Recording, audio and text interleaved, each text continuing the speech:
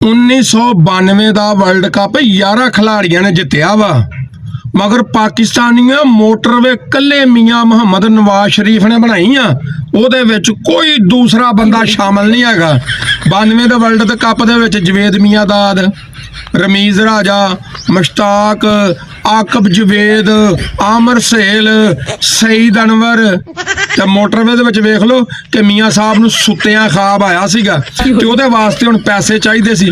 ਫਿਰ ਜਾ ਕੇ ਖੁਦ ਜਾ ਕੇ ਮਿਹਨਤ ਮੁਸ਼ੱਕਤ ਕੀਤੀ, ਫਿਰ ਆਪਣੇ ਆਪ ਨੂੰ ਉਧਾਰ ਦਿੱਤਾ, ਉਹ ਉਧਾਰ ਫਿਰ ਮੁਲਕ ਨੂੰ ਦਿੱਤਾ, ਫਿਰ ਖੁਦ ਹੀ ਨਕਸ਼ਾ ਡਿਜ਼ਾਈਨ ਕੀਤਾ ਜਨਾਬ, ਫਿਰ ਟਰੈਕਟਰ ਟਰਾਲੀਆਂ ਖੁਦ ਬਣਾਈਆਂ, ਕਰੇਨਾਂ ਖੁਦ ਬਣਾਈਆਂ, ਸੀਮੈਂਟ ਦੀ ਫੈਕਟਰੀ ਲਾਈ, ਸਰੀਏ ਦੀ ਫੈਕਟਰੀ ਲਾਈ ਜਨਾਬ, ਕੰਪਿਊਟਰ ਬਣਾਏ, ਟੂਲ ਪਲਾਜ਼ੇ ਬਣਾਏ, ਆਪੇ ਹੀ ਜਨਾਬ ਮਸਾਲਾ ਬਣਾਉਂਦੇ ਸੀਗੇ, ਆਪੇ ਹੀ ਸਿਰ ਤੇ ਚੁੱਕਦੇ ਸੀਗੇ, ਆਪੇ ਹੀ ਜਨਾਬ ਲੋਕ ਹਰ ਚੀਜ਼ ਆਪੇ ਹੀ ਕੰਮ ਕਰਦੇ ਸੀ। ਇਹ ਹੁੰਦਾ ਵਾ 11 ਬੰਦਿਆਂ ਨਾਲ ਕੋਈ ਗੱਲ ਨਹੀਂ ਹੈ ਵੱਡੀ ਵੀ ਵਰਲਡ ਕੱਪ ਜਿੱਤ ਲਿਆ। ਦੇਖੋ ਤੁਸੀਂ ਕੱਲੇ ਮੀਆਂ ਸਾਹਿਬ ਨੇ, ਤੁਸੀਂ ਵੇਖੋ ਕਿ ਜਨਾਬ ਪਹਿਲੇ ਦਿਨ ਤੋਂ ਲਾ ਕੇ ਕਿੰਨਿਆਂ ਸਾਲਾਂ ਵਿੱਚ ਕੋਈ ਮਜ਼ਦੂਰ, ਕੋਈ ਇੰਜੀਨੀਅਰ, ਕੋਈ ਪਾਇਲਟ, ਕੋਈ ਡਾਕਟਰ, ਕੋਈ ਨਕਸ਼ਾ ਨਵੀਸ ਲਾਗੇ ਨਹੀਂ ਆਉਣ ਦਿੱਤਾ।